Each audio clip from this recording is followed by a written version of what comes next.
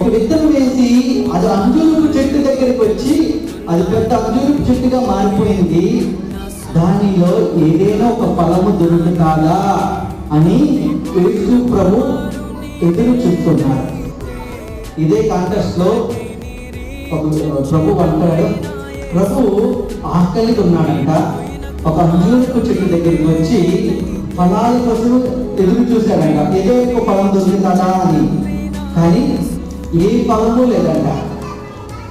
ఈరోజు ప్రియమైన దేవుని సంగమా, ప్రభువు ఈ లోకానికి నేను పంపించాడు అంటే ఈ లోకానికి నిన్ను, మిమ్మల్ని మీ అందరినీ, నన్ను, ఫాదర్స్ ని, సిస్టర్స్ ని, అందరినీ, విశ్వాసులను ఈ లోకానికి ప్రభు పంపించాడు. ఎందుకయ్యా అంటే మీరు ఫలించాలి.